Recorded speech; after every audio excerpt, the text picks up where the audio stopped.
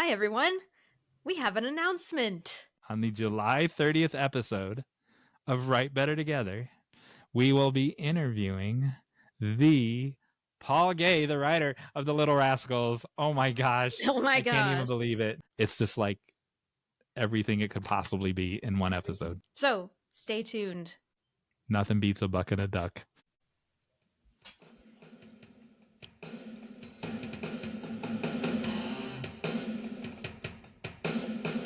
Welcome, everybody, to Write Better Together. I'm Jon Meyers. Hey, look, everybody, it's Emily Brooks.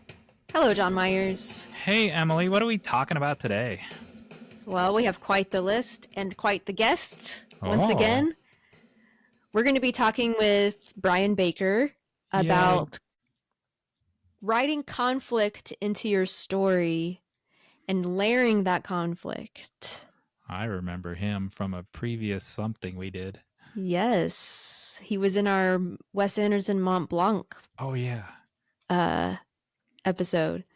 Yeah. Before we talk with Brian, we're going to have a response to a call to action.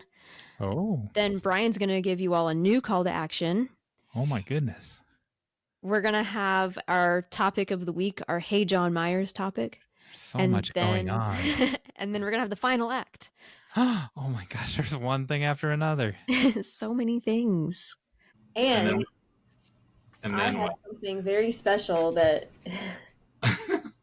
arrived in the mail. I got in the mail 3 months ago.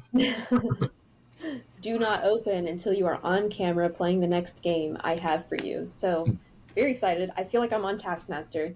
That's very excited. Oh, and I got this in the mail.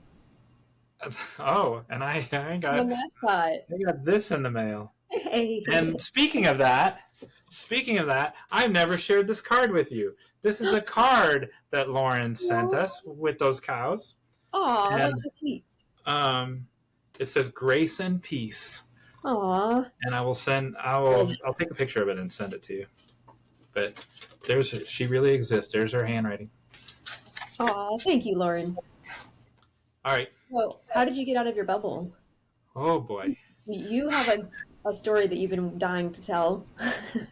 Now, don't oversell it. So, in a previous episode, I told you about how I went to 2 different lemonade stands. On the night before, so the night between the 2 lemonade stands, I was asleep and I had a dream, and this actually connects to getting out of my bubble. And we had talked in a previous episode. I didn't dream that much after moving here for like 6 years. I didn't dream, and then 4 years later, till I dreamt again. Emily said I was dreaming and just didn't remember them.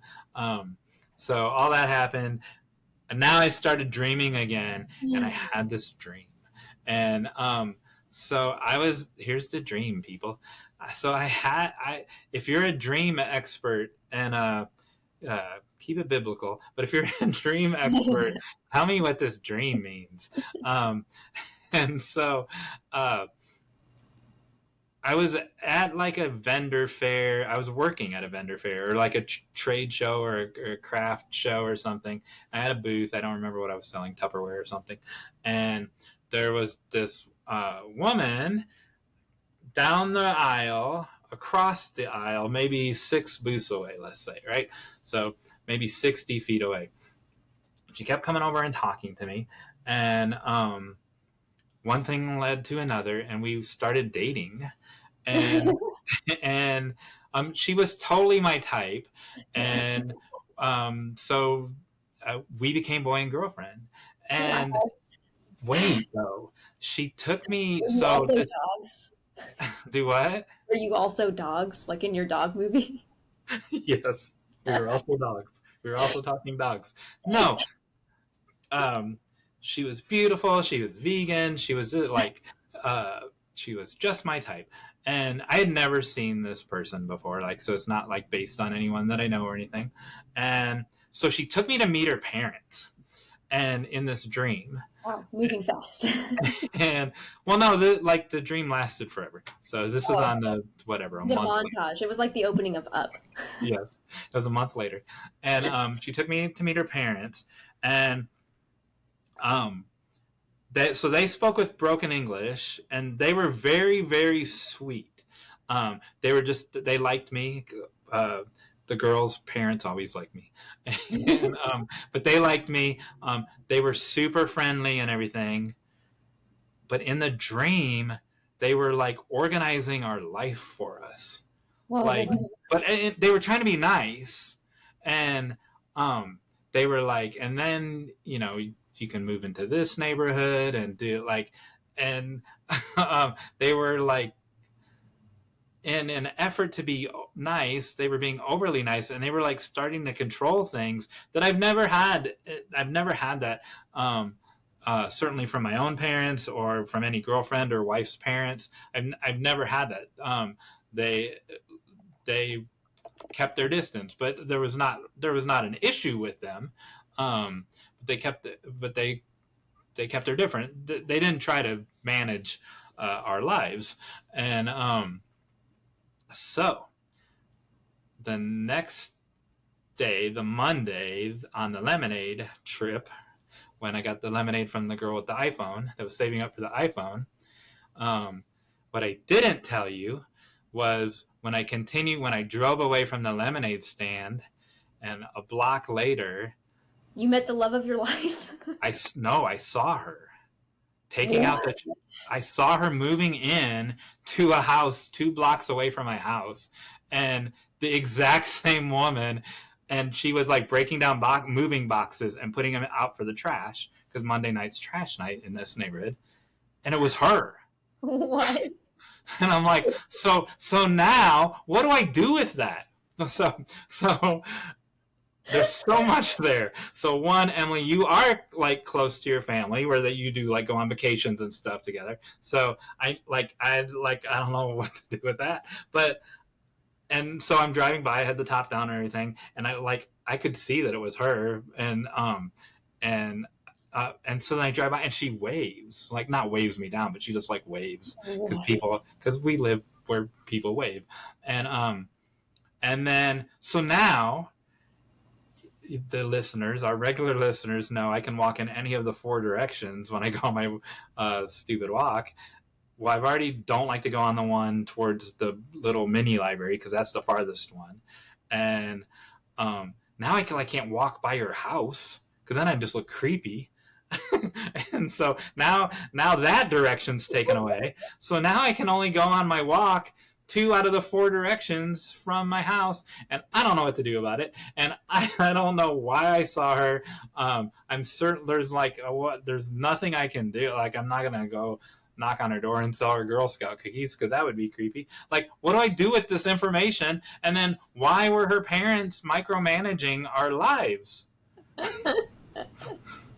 So this is really funny for a lot of reasons to me. Because one, my husband, John, hates it when people tell stories about their dreams, because he thinks it's the most boring thing ever. But so he's like, keep it down to 1 sentence. Nope. I think dreams are fascinating. I love talking about dreams. I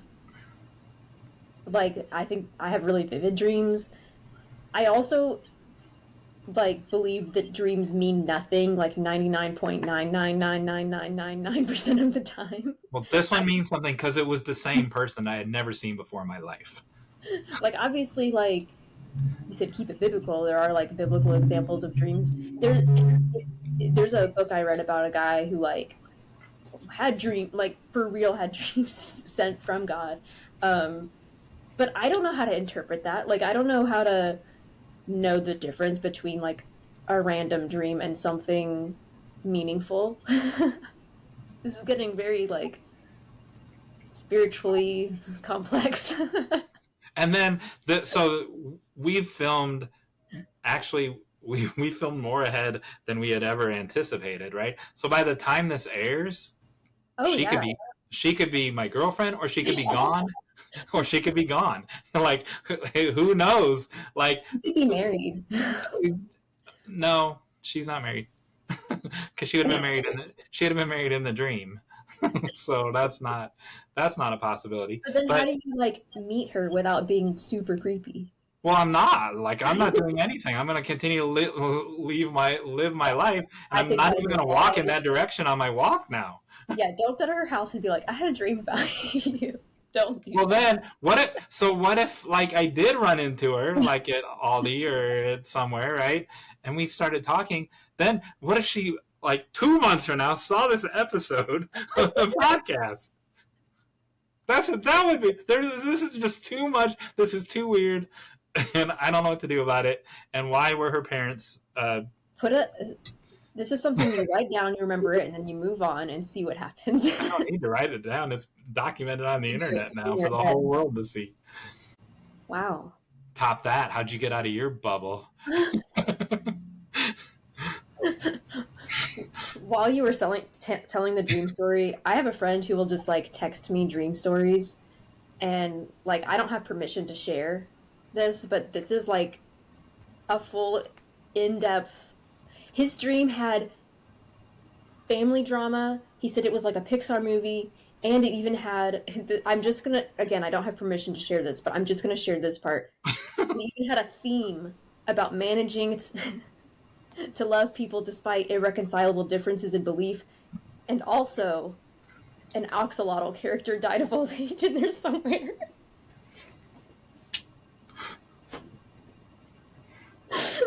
No wonder your husband wants to limit these conversations to one Exactly, sentence. he hates that kind of stuff. It's so funny, but I love it. I so before we started recording, I was like, I don't really have any out of bubble stories, but I kind of do. I mean, it's not that interesting, but um, uh, Never start a story with "It's not that interesting." Sorry, you're right. I mean, it's not like a story, but it's like I went to church. I was stacking chairs because we have church in a gym and we have to stack all the chairs afterwards. And this guy just goes, I would help, but I just had surgery. And then we had a conversation for like 5 or 10 minutes about just getting to know each other a little bit. And that's it. But like all it takes was just he actually initiated it, but like all it takes is that initiation of common interests or hey, your dog's really cute. It's really easy to talk to people with dogs. They probably get annoyed by it, but it's like just tell them their dog's really cute. Ask them how long you've had them. How you know? I did that with a kid a while ago. He was looking at my dog, and I was like, "Hey, you can come pet her." And then I was like, "Do you have a dog?" And had this little conversation. That's all it takes. That's getting out of your bubble. That Yeah, like so I got in trouble. and you're right about that. Yeah, and you're right about it's just like that one sentence. So I got a text and that I'm not at liberty to share. But one of my friends is at a writers conference now, either in New Jersey or New York. I don't remember which one. She said, and she texted me last night that said, I made a new pal already, and I just got here, and he goes by both of his names like you do, Jon Meyers. And so I asked her. She hasn't answered yet, but I asked her like, how does one go about like because I know like I do go by both names, but I don't ever be like, and you need to call me both names. Like I don't do it that. Like how does that come up in conversation? Because we've had guests on this show that they just call me John because they don't know that everyone calls me Jon Meyers. My mom has caught on though because the other day we were talking about the podcast and I said John and I was like my husband John and she goes, oh, I know, you would have said Jon Meyers if not. Ah, good. My brand has infiltrated your family. So what call to actions do we have? We have a recording that you're going to play us. Yes, I do. Okay, so we have a response to our call to action. What is your villain origin story? Oh, this is a good one. And it's a video. So just a reminder, everybody, that you can send videos. Hi there, my name is Yamile Vaena. I'm a writer and a screenwriter, and I want to share with you a VillainOriginStory.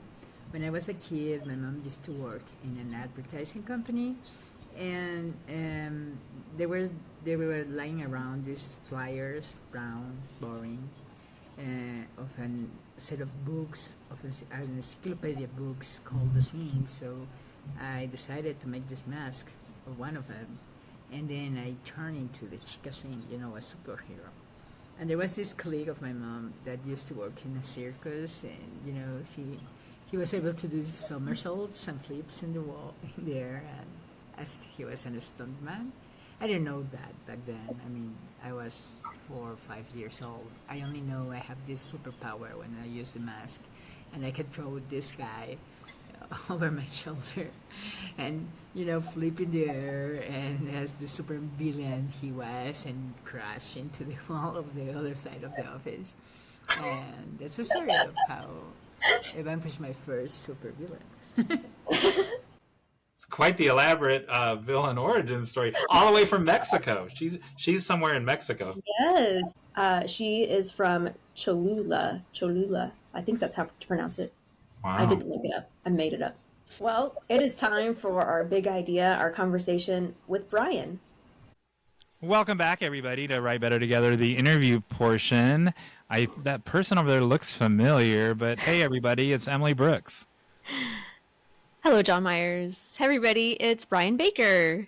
Oh, Hello. That's why he looks familiar. Hi. Brian, can you tell our listeners about yourself? Sure. So I am a poet, creative nonfiction writer. I got an MFA at WKU.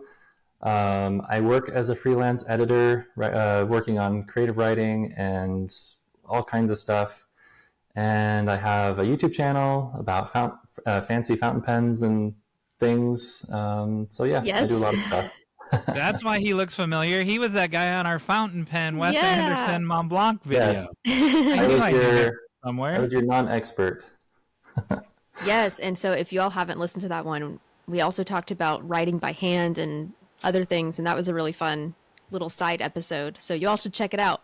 But Brian, what are we talking about today? Well, we were talking about conflict in storytelling, conflict in life, I guess. Wherever it goes, we'll see. Yes. Emily does not like conflict. I hate conflict.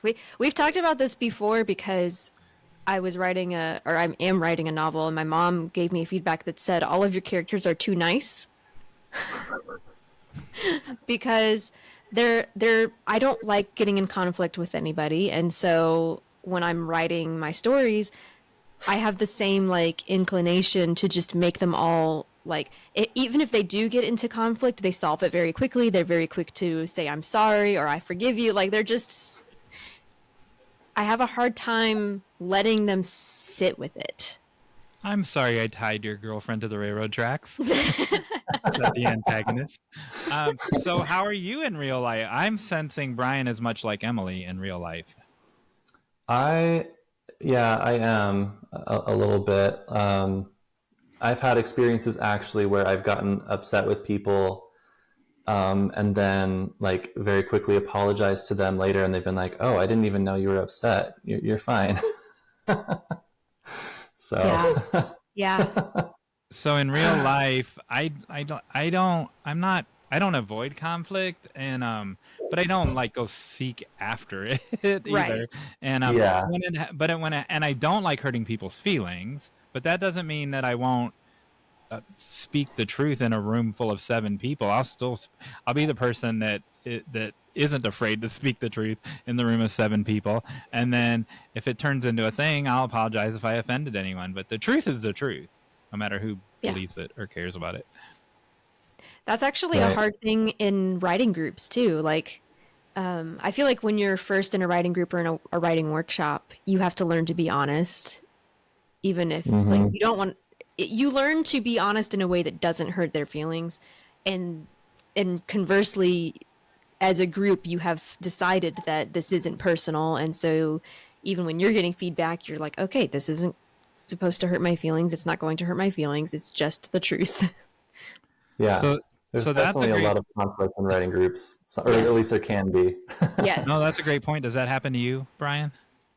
It did in grad school. I remember, and I think part of it was I was focused on writing creative nonfiction, and I was mostly workshopping with fiction writers. So sometimes I felt like they just wanted me to do things their way, even though I was in a slightly different genre. And so I remember just kind of like they're giving me all this feedback, and inside I'm just like getting mad. I'm just like, oh, you don't understand me. You don't get what I'm trying to do. Yep, that can But definitely happen. yeah, but I mean, I had to kind of simmer down and be like, no, they've got a point. I can definitely learn from this, and yeah. So just this week, Emily and I, we haven't talked about it yet. So I'll keep it short. I just gave notes similar to the notes that we have talked about, and this was one of my friends, and I don't normally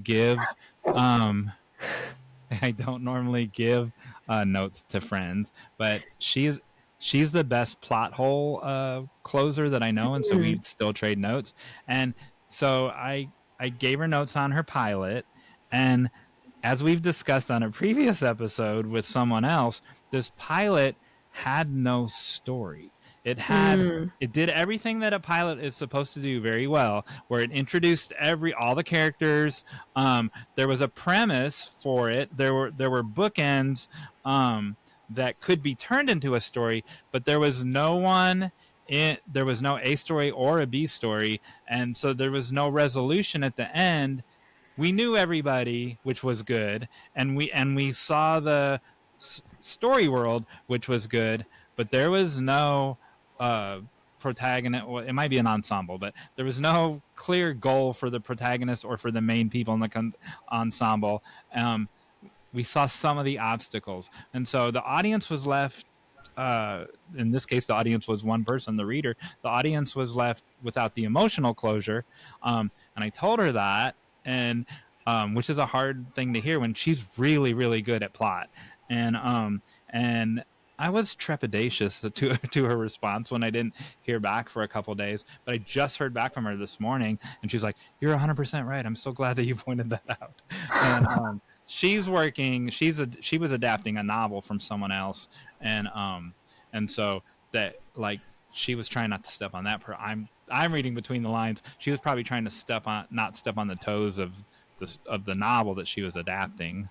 So that's probably how that happened. So yeah, it's a tightrope that you have to watch, but you're not helping anyone if you don't tell them the truth. Mm-hmm. Yeah, and it sounds like a major issue in that story was that there wasn't conflict. In her, in the pilot that I read. Yeah. See, she also had correct. So in that episode, there wasn't. She had the whole Bible for the 8 episodes of that whole season. So there was later, but you're correct. In the pilot, there wasn't. Gotcha. Yeah, and it's hard to have. There were little minor conflicts, but like people were paired off with a mentor and a trainee, so there were conflicts between those, but there was no story conflict to resolve. Yeah, it's hard to have story without conflict, because conflict is kind of it's kind of where the momentum comes from for a story. It's what kind of pushes the story forward, which is actually interesting when you like think about the parallel between storytelling and real life, and dealing with conflict in those two different places. Like, what does conflict do in our real life? Does it give us momentum? Like, does it give our own story momentum? I don't know. I'm just throwing it out there. That's something that hadn't really occurred to me before. I have a little theory, untested, unproven theory, that, you know how like there are people who just seem to gravitate towards conflict? Yes. My theory is that it's because they do feel that it is pushing them forward in some way, or moving the needle in some way forward in their life. That it like makes them feel more alive, if that makes sense. Yeah. Again, just a theory. Whereas I am like, I like things how they are. I don't really need things to like I don't need things constantly to be happening, or to constantly feel something, or to feel angry or feel upset. But it feels like there are people out there who actually enjoy that or want that somehow. But couldn't they, this is to both of you, couldn't they fill that void with something positive instead of something negative? Yes, I think so. So I realized that we've been saying conflict kind of generally, but do we mean like general conflict that could come from any source, or do we mean specifically like relational conflict? But how how would you have conflict that's not relational? I guess internal conflict of, is this a line I cross? But other than that, like even if you had conflict with with whatever, the Boeing organization, Boeing Airlines, it's still relational with the person that's on the other end of the phone. I guess I'm thinking like,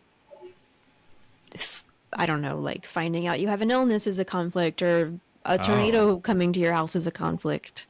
Yeah, I think that conflict, it's definitely, there has to be some kind of pull or tension between two different things. Mm-hmm. And that can happen internally because of some kind of stimulus. Something has caused that. Whether that's something external that is causing worry or doubt or fear, or something internally that can be a source of conflict, or it could be another person that is two people creating that conflict. Yeah, I think that like going back to a tornado, I think that could be conflict. But what I've seen, or what I've noticed with conflict in storytelling, at least, is that the best stories have multiple layers of conflict. So if you had a story about somebody running away from a tornado, it really wouldn't be that interesting without something else. So like that could be the plot, is them running away from the tornado, but they have to be wrestling with something deeper and more personal to really make it a story worth reading, or a story worth watching, or something like that. So in film school, they taught us, and I still try to do this, and many people disagree with this, but there should be conflict, like what Brian was saying, in every scene. And if a film has 96 scenes, that's hard to do. But sometimes that conflict is so I was trying to think of examples from what Emily was said of where it's not relational. So sometimes there's a conflict of the thing that the protagonist says in the 40th scene is in conflict with what he or she said in the 20th scene, right? So the audience is aware of that juxtaposition between this guy. Is this guy lying, or is he like, has he changed his mind? So there's still conflict there in that scene. Yeah. And I think that as I've thought about conflict, I've tried to think of like different ways you could define it, or different ways it could manifest. Because, if someone were to kind of take what you've said about a conflict in every scene, if they were to take that too literally, they might think like, oh, there has to be an argument in every scene, or there has to be a fight in every scene, or something like that. But really, it's, I wish there was a better word than conflict. I wish there was something more accurate, because I feel like it's more, it can be the argument, it can be the fight, but it can also just be something nagging, something that feels like it needs to be resolved, something. So I think we can look at conflict from a pretty broad perspective and say, it definitely doesn't mean here as well. Yeah, it definitely doesn't mean a fight or an argument in every scene, but it can mean the conflict between what's what the character's saying and the subtext of what they're saying, right? And the audience is aware of that, and that tension there. That's I don't want to say more. That happens more than actual whatever dictionary definition of conflict. And I liked, Brian, what you said too about like the internal conflict, like something has to be going on, like an internal struggle, because like the tornado example, like if our character isn't experiencing some kind of internal conflict, then that's not interesting.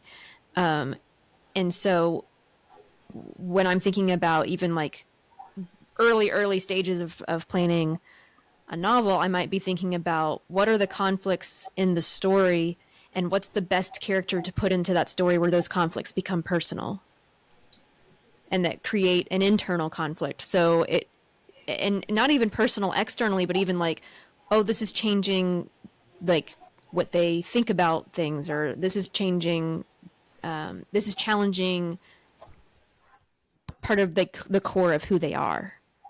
Yeah. Yeah, I definitely think that there can be kind of like an existential element to conflict, like, trying to figure out who you are, figuring out your identity, Yeah. your purpose, like that. There's conflict in that. Yeah, So, absolutely. And then a lot of times that is triggered by some kind of external event.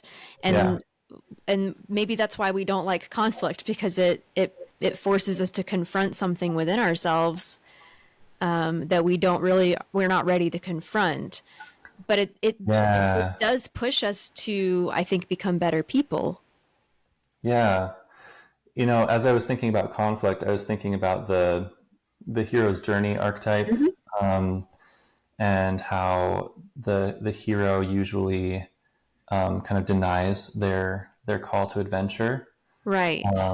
Kind of like you were just saying, like it's not really something that people always want, to grow and change and kind of get pushed into the unknown or whatever. But so even just in that hero's journey kind of archetype, you see the different multiple levels of conflict. That conflict within the character, and then the external kind of bad guy kind of conflict, good versus evil kind of thing.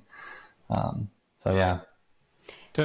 Just to branch off of that, just because it's which ends up happening, just because it's a conflict that you don't want doesn't mean it's a conflict that you can avoid, and that you I mean, you have to push through and endure that.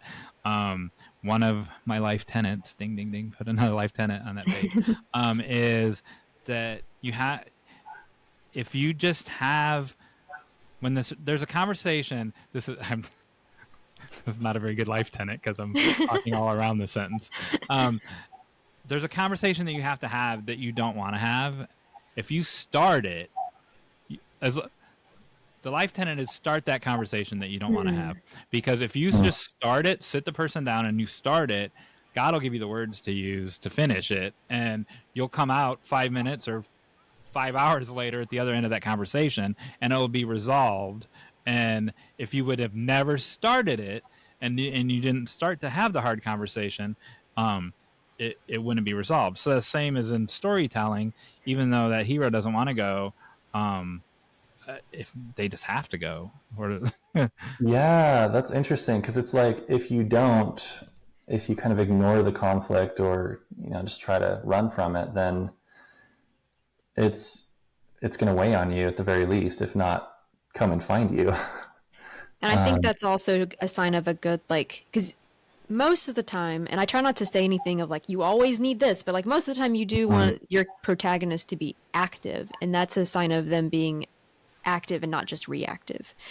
Which actually, Jon Meyers, that life tenet, made me think about one of my pet peeves in storytelling, which is when conflict is driven by the fact that two characters won't have a conversation that they need to have. So usually one has a secret that they're unwilling to share, or one person is assuming something about the other person and hasn't actually like confronted them about it. And it drives me crazy because I'm like, just have the conversation. Like if you just had the conversation, all of this would be resolved. And it's usually in romances. Well, that's what I was going to say. A writer can use that to their advantage, like in a farce. But if it's in a drama or a romance, it's really annoying.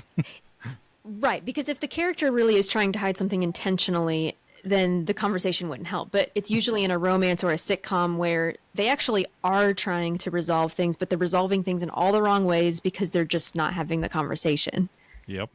Yeah, that's actually a pet peeve of mine as well. And it's interesting. So my wife and I are watching the remake of All Creatures Great and Small. I don't know if you've heard of that. I've watched some of that. I loved the original. Yeah. And so I've only seen one episode of the new one because I was watching it with Okay. my parents, but it was very good. Yeah, I watched the old one as a kid, and so I love it so much. yeah, so I really enjoyed watching this remake. It's really well done. But it's been interesting to watch it and kind of observe my expectations for what's about to happen, and see how much like bad TV has programmed me to think certain ways about conflict. because like you said, Emily, like there's like often like somebody has like a secret or something and they don't resolve it in the best way, or it just kind of goes unresolved. I don't know, just and so like, so in the show, as I'm watching it, like somebody has a secret or somebody has a problem and you're like, oh no, this is about to blow up in their face and it's just everything is gonna go crazy and it's gonna take them a whole season to resolve this conflict. And no, it's resolved by the end of the episode. And it's like, Yes. they behave like real people. They try to be mature about things, and they just take care of it. And so it's interesting to see how, like, yes, you want conflict, but you don't want to hype the conflict so much that it becomes melodramatic or hyperbolic or whatever. Like, conflict in real life isn't always like that, and it can be resolved quickly sometimes, and it can be low stakes, I guess, sometimes, rather than like the end of the world kind of stuff. And it's satisfying too. So when you were saying that, like I was thinking about the first season of Ted Lasso does that. I don't know if you all watched Ted Lasso, but it does the same thing where you think, oh no, this is going to go on forever, or these people can never be friends again. Or there's this one scene where you're just like, this is going to ruin this entire relationship. But they're so good about just it. What they're doing is the characters model what it looks like to resolve conflict. Yeah. And I think it's really satisfying as a reader or as a viewer to see that instead of seeing people reacting poorly to that conflict. Yeah.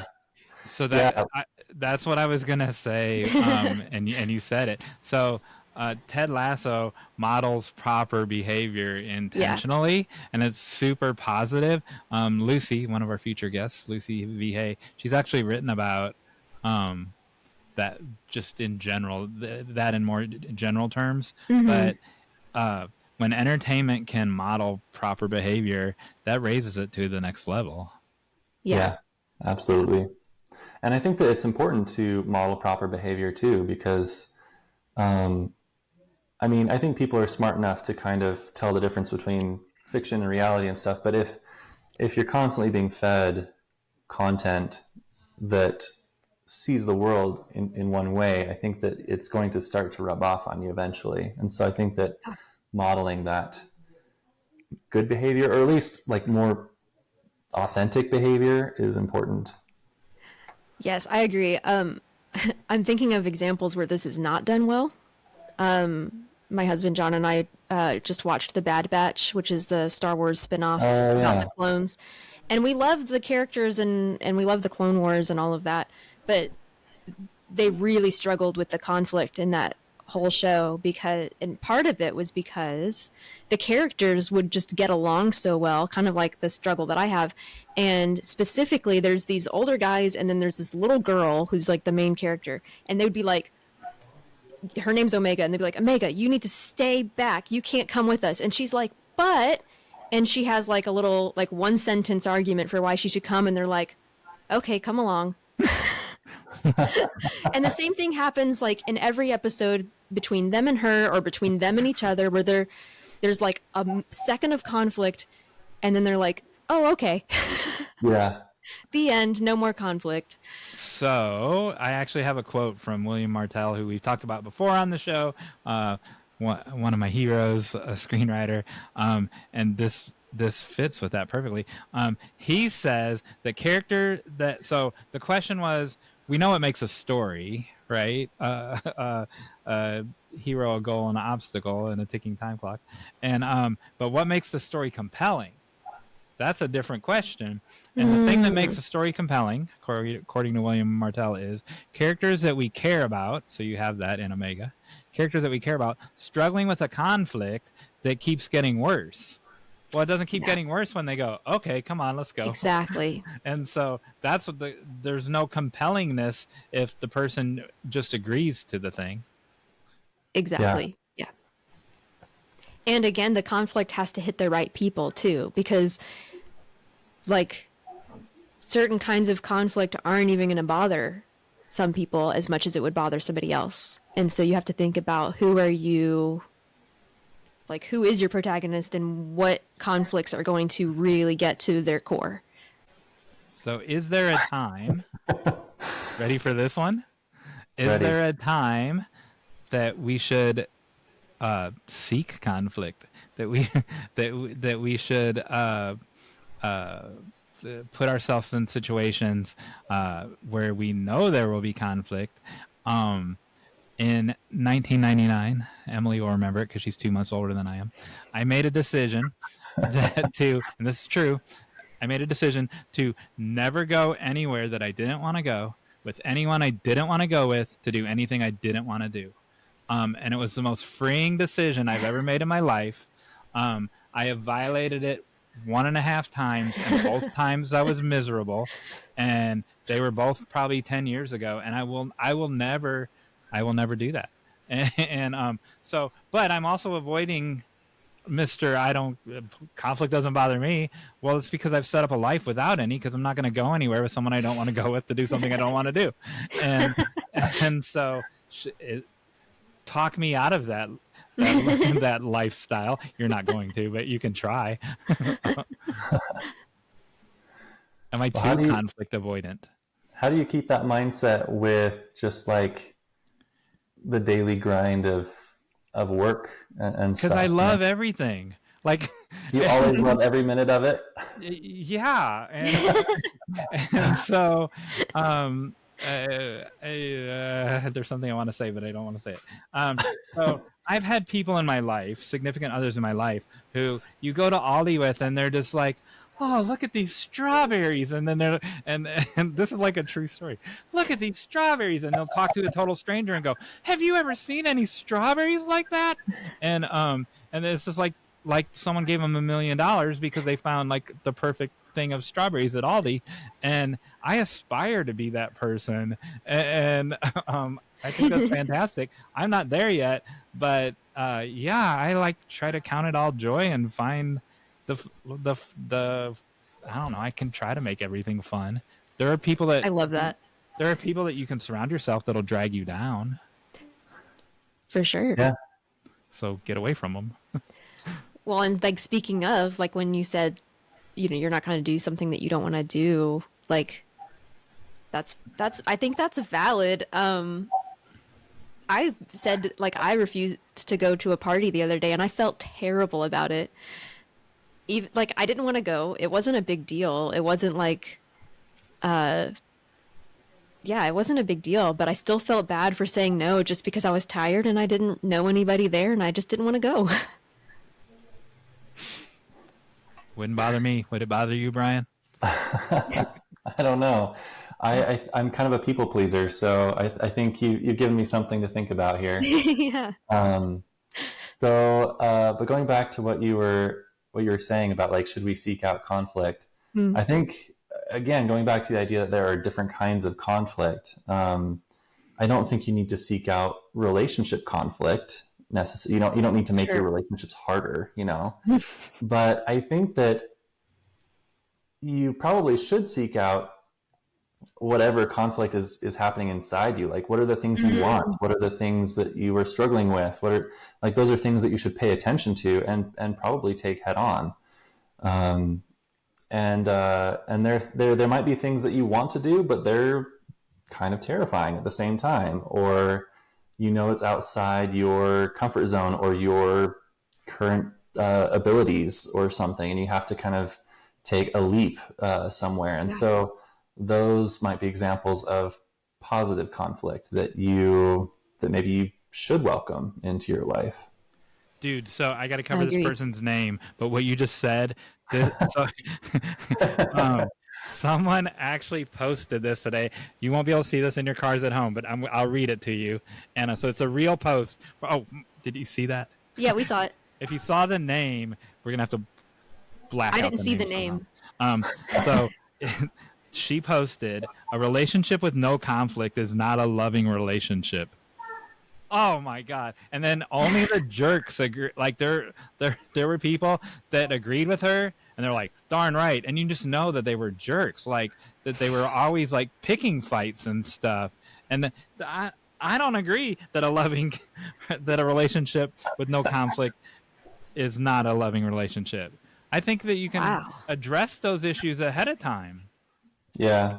That's interesting. So when you said don't pursue conflict in a relationship, I think there are times when so there are people that are going to be in your life that you do not have to get into conflict with because you don't have to see them every day. You may never see them again. But when it's like your spouse, like if I am upset with John about something, then Not me. not you, my husband, John. If I'm upset with John about something and I bottle it up, it's going to come out in some way or another. And usually it's not going to be pretty unless I'm intentional about like, okay, I need to address this now. So that it doesn't become anything more. And it's usually something like really small. Like it kind of annoyed me when you left your dishes in the sink or something. You know, like something's really small like that could build over time. And so I like to address those things as quickly as possible.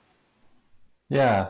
But I don't even know if that's conflict or just like living with somebody and trying to work together. I mean, I think there is some conflict there, but it's, but I don't know, you manage it, you deal with it. And I think it goes back to what we were talking about earlier, where sometimes if you try to run from the conflict, it doesn't work out. So sometimes you do have to just kind of confront it, but then that allows you to move on and move past it. And I know that for me, I don't want this to become like a relationship counseling podcast. It's a story podcast, right? But I know for me, in my marriage, like if something is bothering me or annoying me, I'll stop and think like, okay, was this a problem yesterday? Was this a problem a week ago? Was this a problem a month ago? If it's just here in this moment, it's probably never going to happen again. So I probably don't need to like get up all uptight about it, you know? That's really good. Yeah. Like, you know, if something weird happens and we're like at the airport or something, it's like, well, when's the next time we're going to be at the airport? We're too poor to fly. So like never, you know? So that's a good point. So I just don't deal with that, you know, but if it's like a daily thing, like you said, dishes or something, then that's something that I would maybe address. So, well, Brian, you didn't know this, but we have your wife on another screen. Here she is. What? Tell us if Brian is talking the truth about the dishes. Not really. You had me for half a second there. Not really. So, okay. I have one more kind of question to bring up, which is when you're writing your characters, how do you, fiction or nonfiction, like how are you addressing conflict in relationships? Yeah. I think I have to answer this more as an editor because I don't really write a lot of fiction or a lot of character-based stuff, but I work with a lot of fiction writers and things. So, sorry, can you remind me what your question was? It was really vague. I'm thinking we've talked about conflict in general but like when you're actually writing a story or editing a story, like where are you looking for the conflict just on the page and like in a scene? And how is that structured? Or I don't know what I'm asking. Really. Right. No, I think I understand. Yeah. So when I'm working with writers, with their characters and things, I would first, I think, look at kind of what we talked about. Like, is this realistic conflict? Like, is this like the good kind of the realistic, authentic kind of conflict that happens in real life, or is this like I don't know, like just something really fake and cheesy? So I look for like the authenticity, and I try to help them kind of make sure, like, is this how a real person would behave in this situation? Is this really what a real person would do? But then I also try to help them look at the layers of conflict. I guess we talked about that a little bit too. Just it's not enough just to have a main character facing down a bad guy. Like that's conflict, but that's just one level, and it's kind of the most obvious level of conflict. And so I would also help them look at like, okay, what about the character's friends or their family? What are their interactions like? Is there some kind of tension or conflict there? And again, it doesn't have to be big and melodramatic necessarily. It should be realistic, but something there is helpful to kind of give momentum and depth to the story. And then also that internal conflict as well, as the character is wrestling with their external world, whether that's taking on a bad guy or dealing with a relationship or something. There also has to be something within that character that is changing and shifting and struggling with themselves as well as their experience, I guess. So that was kind of like a shotgun answer. So hopefully I hit something there. Yeah, absolutely. It makes me think too about, I think sometimes our response to like the idea that we have to raise the stakes, if we're told like, you got to raise the stakes, we might think, oh, I need more enemies, or I need more, like more things being thrown at the character. But another deeper way to raise the stakes is actually to give the character more that they care about, more to lose. Yeah, actually, I love that. And actually, have you guys watched the Avatar sequel, Way of Water? Yes, I have not. Yeah. Okay. So I thought that was a really interesting sequel because, the first one was, big, epic action and stuff. And so you would expect the sequel just to kind of like level it up to 11, and they didn't do that. Like a lot of it was focused. They raised the stakes by making the characters care about more instead of it just being like a romance or whatever. Suddenly they have a family, they have children that they have to watch out for. So there's more to care about. And I thought it was really interesting how James Cameron, like, yes, there was a lot of big action, but a lot of the movie was very slow and very zoomed in on the characters rather than upping the spectacle and the action and all that kind of stuff. So I thought that was really interesting. It's funny that you brought up James Cameron because I wasn't going to say this, but the reason why I was thinking about the power creep thing, the like raising the stakes, is because my husband and I were watching Aliens. And for the first time, and the first one was so intense. And then the second one by James Cameron, it was also intense, but he raised the stakes in both ways. There was the power creep because there's more aliens, but also he added a little girl. And adding a little girl was way more, to me, effective in raising the stakes than just adding a bunch more aliens to shoot. Yeah, absolutely. That's a great point. Because I feel like there's kind of this, I don't know, you would probably know more about this, but I feel like in movies and TV, there's like this unspoken rule that you can't hurt kids. Yeah. Yes. That's broken a little bit here and there, but like having a kid there is like, you got to protect that kid. Nothing can happen to that kid. And so when it seems like something is going to happen to that kid, that really that definitely raises the stakes. Yeah, absolutely. You see that in The Quiet Place, if you've watched that. I haven't. Terrifying film. I'm not much of a scary movie person. I'm not either, but my husband is, so I keep getting pulled into watching these. If I were to watch a scary movie, though, it would probably be A Quiet Place. I've heard really good things about it. It is really good, but definitely like worry about the kids. Yeah. Yeah. So I've read A Quiet Place. Oh. And imagine reading that because there's no dialogue. Wow. Wow. That's interesting.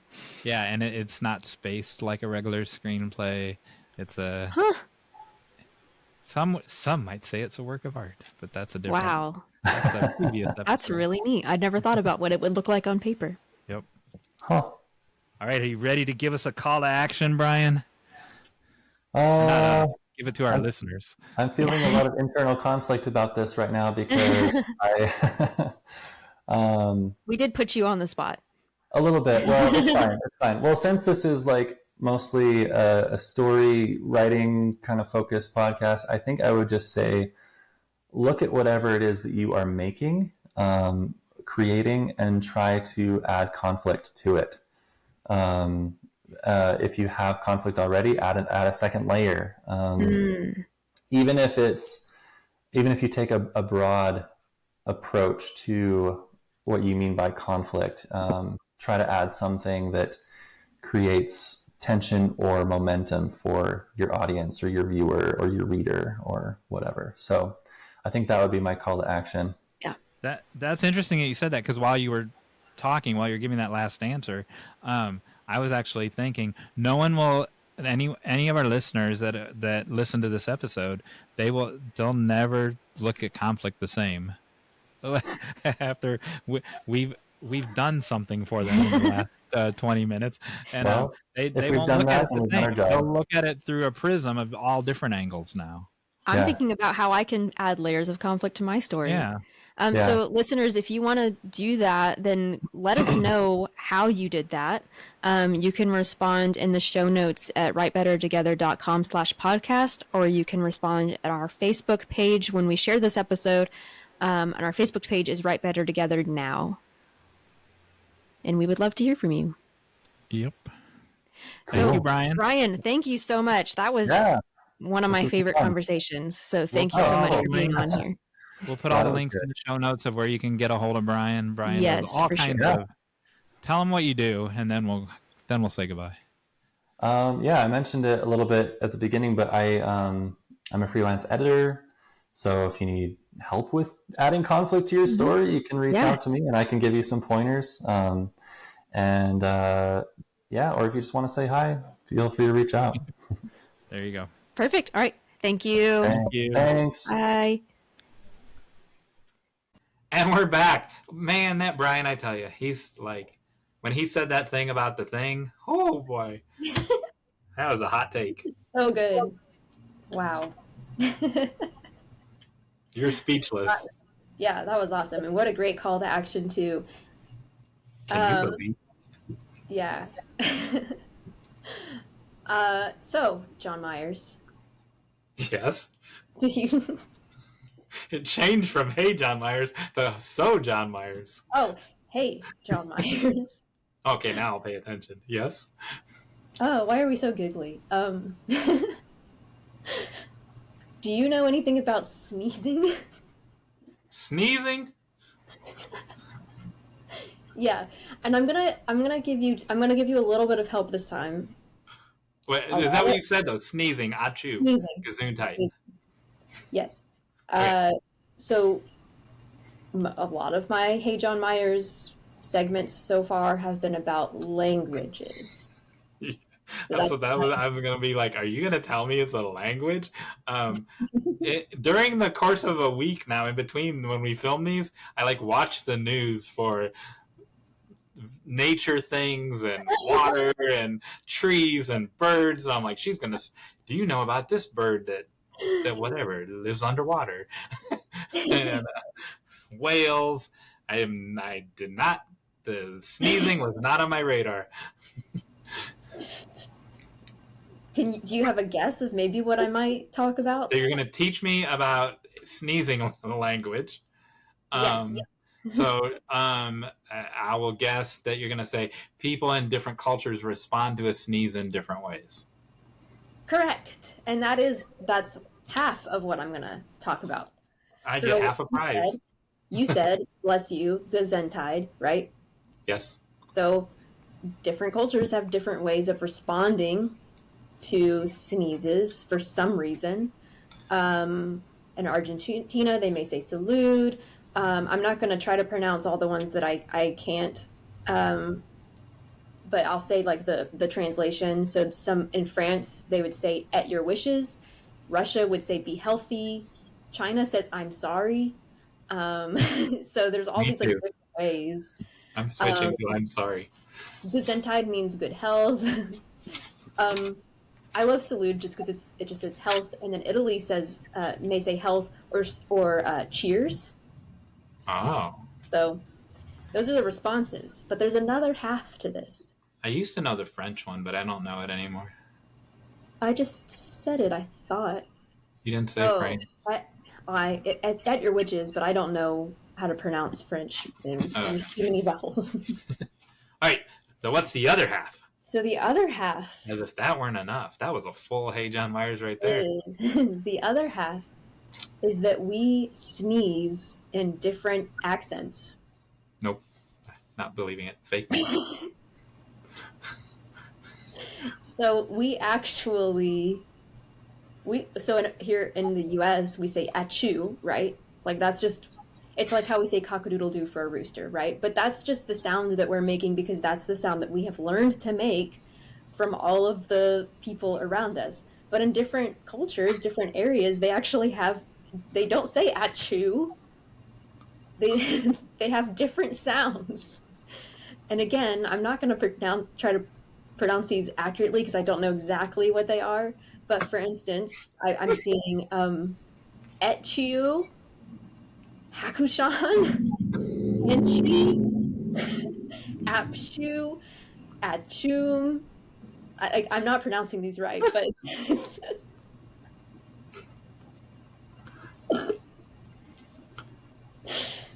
So there you go. So you really say achoo when you sneeze? I think a lot of people do. I've also My heard people mom, or like a chi or like a poo, like. true, that's true. But that, like, My mom used to scream. Standard, right? My mom used to scream. Oh my goodness. Like you could hear it all the way across the whole house. I feel like in my family it's mostly going to be like a chi. There's like a little ee Polite. sound. Wow. Sometimes I sneeze so loudly though that my husband, I scare him. And then he goes, if that was a result of a dream, only tell me one sentence. Exactly.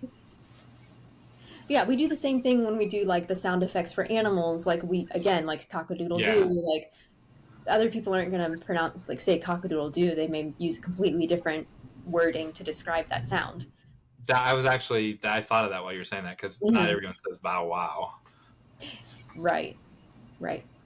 Exactly. All right, cool. There you have it. Which means it's time for you to ring the bell. Oh yeah. I was gonna skip that again. Hey everybody. If you like this podcast, we would absolutely love it if you would write us a review to tell other people how much you like it, or just any other feelings you have, so that other people can find us. Because it's really hard, actually, for a new podcast to be seen on the podcast platform. So reviews and subscriptions, those all really help. And share with your friends. I thought this was like our 10th anniversary or 11th anniversary or something. Now we're not new anymore. This is the 12th year or something, isn't it? Yeah. All right, continue. I forget these episodes are we're gonna share them so far away, but it's still helpful. I hear people. It's helpful, even in our 12th year. I listen to a lot of podcasts, and even the really popular ones say that. So I'm just repeating what they say. I agree. 100%. Which means now it's time for the final act. The final act. Today's final act. I'm so excited. So first I have a question. Do you know, don't tell us, but do you know the topic of your next blog post? But you don't want me to tell you? Don't tell, just do you already know it? No. Okay. Do you know what it might be? No. Okay. I have several ideas. Okay, so whatever idea is the hardest of those, like that you haven't worked through yet, like you need to have this tough conversation, like if my dad were still alive, I need to have this tough conversation with my dad or whatever. So whichever one is the hardest one that you have to work through. Okay. And people aren't going to know if it's the next one or not, because who knows when they're going to watch this. So I want you to do something with that information in a second. But first, open the envelope. Oh, wait, I got to tell you the prize. First, the prize is, I'm dragging this out so you don't get to open the envelope. It is a $1 serving of Kraft macaroni and cheese gummies. Oh, just what you want to win. They also have a $4 serving, but that's the comfort noodle right there. Don't make you that the one who face. gave me bacon candy in at school? I would if you wanted. Someone gave me bacon candy, and I was like, "What is this?" It was not me, but I would. So yeah. And when I bought this, I'm like, I can't wait to get home and try these because I was joking. And she's like, they taste like strawberry. They don't even taste like cheese. So the cashier. That's actually good to know. The cashier had eaten them already. All right. So that's what you win. Today's game. Open the envelope. Okay. Today's game is called. Open it in camera. Oh, well, I have to share it, so I'm sorry. Yes. Today's game is called. I'm waiting till you show what's in there. Today's game is called Unravel the Cord as you unravel your life. Oh my god. We're going to put 60 seconds on the clock. I stole this from Taylor Tomlinson. And while you untangle, and we want people at home to play along. So if you don't have a tangled up cord in your house, go to your husband. If you're married, go to your husband. He's got one somewhere. And so you're going to have 60 seconds to untangle this cord while you talk through that tough issue that we mentioned that someday you will blog about. And so you cannot be quiet for 60 seconds. And remember in a previous episode where I said I solved the time limit issue? That's how you got 60 seconds to do this thing.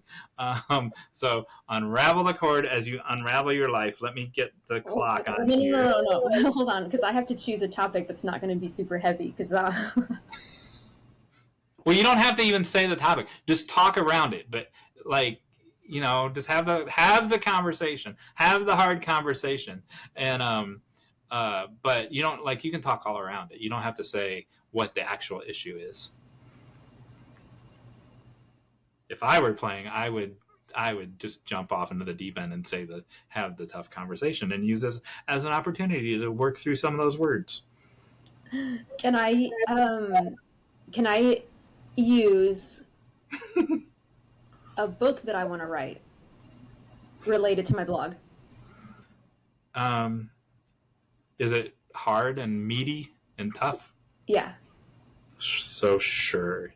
If you want to cop out and take the easy way. Is it something you have to untangle? Yeah.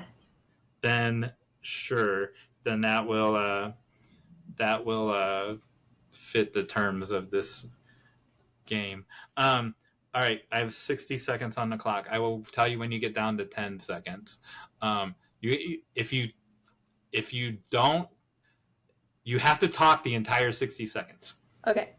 If you pause, there's no prize, and you have to hold up to the cord to the camera. I will describe your progress as we're going along for the people listening into the car. Right now, it's a fairly knotted earbud cord. Is that how you would describe it? Oh yeah. Yeah. Legitly.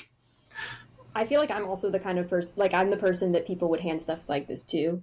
Exactly. I felt that's my. Would be like, unravel this for me, and I'd be like, oh, okay. When I saw Taylor Tomlinson play this, I'm like, yeah, Emily would be so good at that. So that's why I mailed you that. I'm a knitter. So. Oh yeah. There you I go. don't take pickles all the time. All right, ready? All right, ready. 3, 2, 1, go. Okay, so the reason why I chose a book instead of the blog is because on the recent blog post that I wrote, I mentioned that I really want to write a book about The Sickness Unto Death by Soren Kierkegaard. I really want to write that in my own words in a modern language because it is very meaningful to me. But I have a few problems that have kept me from getting started. One is I'm not an expert on Kierkegaard. And there are a lot of experts on Kierkegaard and on this book and who have already written books about it. But they're not necessarily, they're for scholars. They're not for the general person to learn from it. And then also, man, it's hard to do two things. 20 seconds left. Oh gosh, You're making great progress. I'm not gonna make it. One of the problems is that Kierkegaard actually also says in the beginning of the book that like he can't describe it any other way. But it's the most convoluted way of describing something. Like it's 5 like seconds left.